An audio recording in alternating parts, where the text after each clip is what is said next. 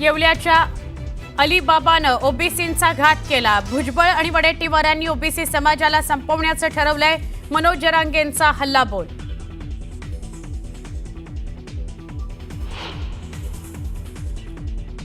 मातोश्रीवर रविवारी राजकीय चर्चा झाली, तर मेळाव्यात कुणीही काहीही वक्तव्य केलं तरी फरक पडत नाही। ठाकरे बंधू एकत्र येणारच। ठाकरे बंधूंच्या युतीच्या मुद्द्यावरून राऊतांचा पुनरुच्चार। मुंबईचा महापौर हा मराठी आणि ठाकरे बंधूंचाच होणार, कुणीही चिंता करू नका। दिल्लीचे जोडे उचलणारा माणूस महापौर होणार नाही, संजय राऊतांचं मोठं विधान।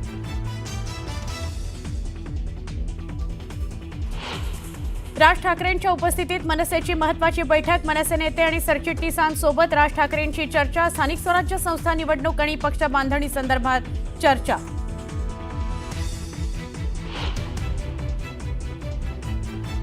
सिंधुदुर्ग जिल्हा बँकेतील कर्ज घोटाळा प्रकरणाचे नितेश राणे सूत्रधार। शिवसेना नेते राजन तेलींचा गंभीर आरोप। कर्ज वाटपाची चौकशी करण्याची ही मागणी।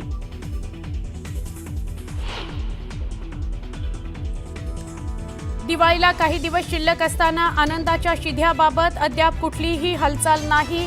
आर्थिक अडचणीमुळे योजना बंद होण्याच्या मार्गावर असल्याची चर्चा।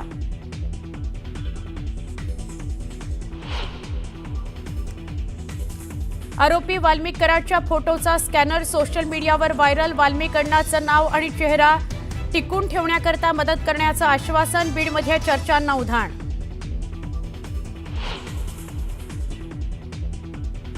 आदिवासी विकास मंत्री अशोक उईकेंचा ताफा। ठाकरेंच्या शिवसेनेच्या कार्यकर्त्यांनी अडवला। ओला दुष्काळ जाहीर करण्याच्या मागणीवरून कार्यकर्ते आक्रमक।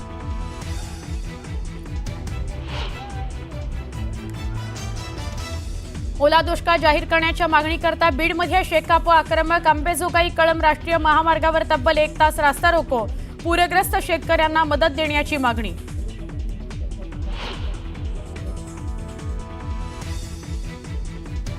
कोल्ड्रिफ्ट सिरपमुळे लहान मुलांची प्रकृती बिघडण्याचं प्रमाण वाढलं। मध्य प्रदेशातील 16 ते 18 मुलांवर नागपुरात उपचार सुरू। आतापर्यंत 9 मुलांचा मृत्यू झाल्यानं खळबळ।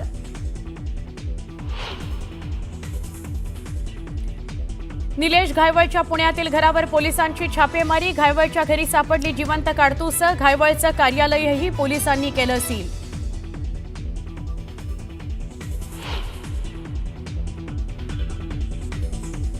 केंद्रीय निवडणूक आयोगाची दुपारी 4 वाजता पत्रकार परिषद। बिहार विधानसभा निवडणुकीच्या तारखा घोषित होणार। निवडणूक आयोगाच्या पत्रकार परिषदेकडे संपूर्ण देशाचं लक्ष।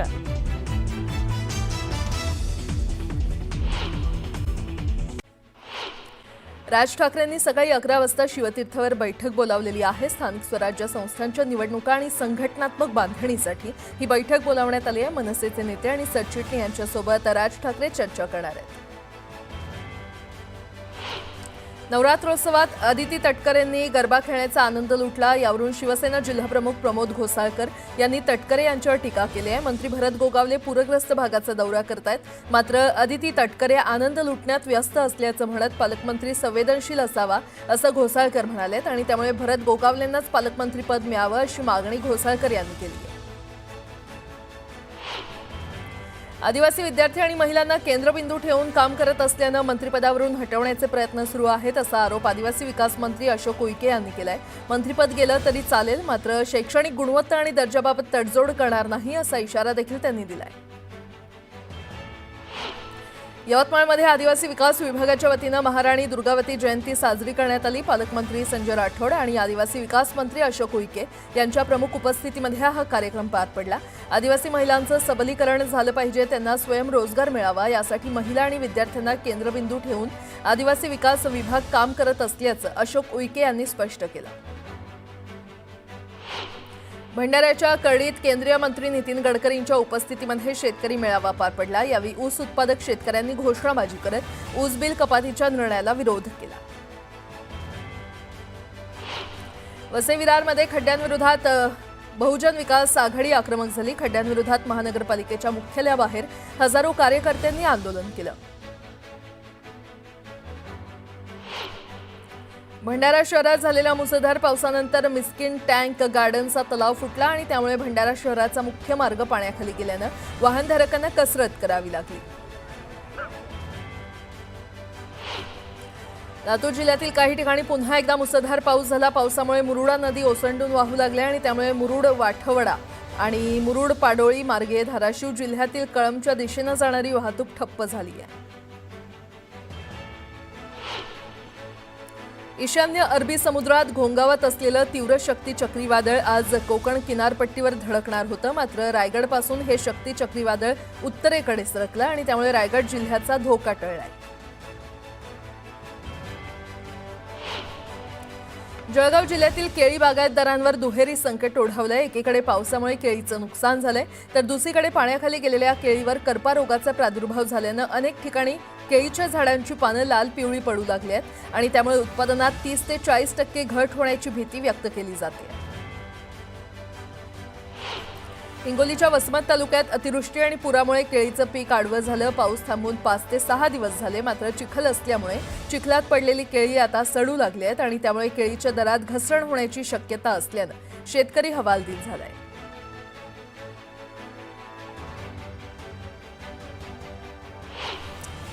आता एक मोठी बातमी. मनसेकडून बैठकांचं सत्र सुरूच आहे. मनसे अध्यक्ष राज ठाकरे यांनी आज महत्त्वाची बैठक बोलावलेली आहे. मनसेचे नेते आणि सरचिटणीस यांची आज महत्त्वाची बैठक होणार आहे. शिवतीर्थावर सकाळी 11 वाजता ही बैठक होणार आहे. आगामी स्थानिक स्वराज्य संस्थांच्या निवडणुका आणि संघटनात्मक बांधणीच्या पार्श्वभूमीवर बैठकीचं आयोजन करण्यात आलंय.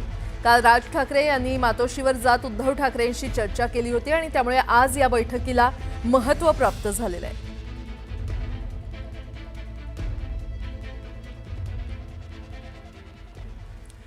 ठाकरे बंधूंच्या भेटीमुळे राजकीय वर्तुळात पुन्हा एकदा युतीच्या चर्चांना उधाण आलंय.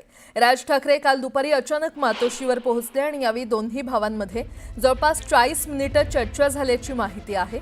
सर्वात आधी संजय राऊतांच्या घरी एका कौटुंबिक कार्यक्रमात दोन्ही ठाकरे बंधू एकत्र दिसले. यावेळी आदित्य ठाकरे, रश्मी ठाकरे आणि शर्मिला ठाकरे देखील या कार्यक्रमात उपस्थित होत्या. यावरून चर्चा सुरू होत्याच मात्र या कार्यक्रमानंतर राज ठाकरे थेट मातोश्रीवरच पोहोचले. राज ठाकरे मातोश्रीवर जाणार याची कल्पना कुणालाच नव्हती. मात्र ही भेट झाली आणि पुन्हा एकदा युतीच्या चर्चांनी जोर धरलाय. गेल्या महिन्याभरापासून राज ठाकरे दसरा मेळाव्याला उपस्थित राहणार आणि युतीची घोषणा करणार असं बोललं जात होतं. मात्र तसं न झाल्यानं हा विषय थंड बस्त्यात पडला होता. पण मातोश्रीवर ठाकरे बंधूंच्या झालेल्या भेटीमुळे युतीच्या घोषणेबाबत विविध तर्कवितर्क लढवले जाऊ लागले.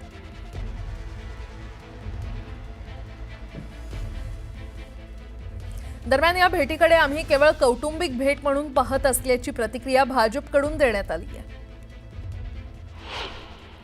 आज एका कौटुंबिक समारंभाच्या निमित्तानं ठाकरे बंधू एकत्र आले. राज ठाकरे मातोश्रीवरती गेले. याकडं आम्ही फक्त दोन भावांची भेट याच दृष्टीनं पाहतो.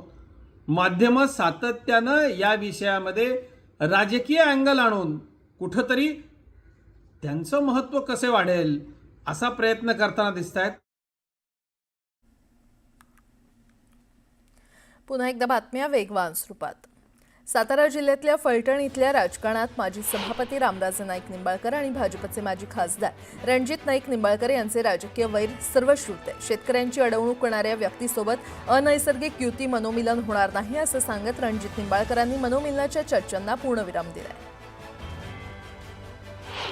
मुंबई महापालिका निवडणुकीच्या पार्श्वभूमीवर पालिकेची प्रभाग रचना आज जाहीर होणार आहे. पालिकेनं तयार केलेल्या प्रारूप प्रभाग रचनेवर हरकती आणि सूचना जाहीर घेण्यात आल्यानंतर आता राज्य निवडणूक आयोगानं अंतिम केलेली प्रभाग रचना अधिसूचनेद्वारे प्रसिद्ध केली जाणार आहे. नांदेड शहरात मुसळधार पावसानं सुरुवात केली आहे. मुसळधार पावसामुळे हदगाव, हिमायतनगर, भोकर, उमरी, नायगाव या तालुक्यात काही ठिकाणी पावसानं हजेरी लावली आहे. लंडन आणि न्यूयॉर्क नंतर आता मुंबई देखील 2 विमानतळांचं शहर असणार आहे. नवी मुंबई आंतरराष्ट्रीय विमानतळामुळे 2 लाखांहून अधिक रोजगार निर्मिती होणार आहे. विशेष म्हणजे या प्रकल्पामुळे दुहेरी विमानतळ असलेल्या लंडन, पॅरिस, न्यूयॉर्क, टोकियो यासारख्या जागतिक दर्जाच्या शहरांच्या यादीत आता मुंबईचा समावेश होणार आहे.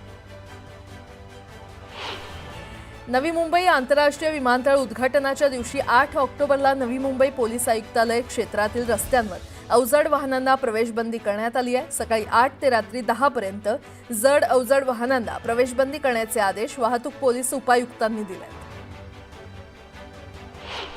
केंद्र सरकारनं फास्टॅग संदर्भातील नियमांमध्ये बदल केलाय. ज्या वाहन चालकांकडे वैध फास्टॅग नाही आणि ते UPIद्वारे टोल भरायचा आहे त्यांना आता नियमित टोलच्या 1.25 पट टोल द्यावा लागणार आहे.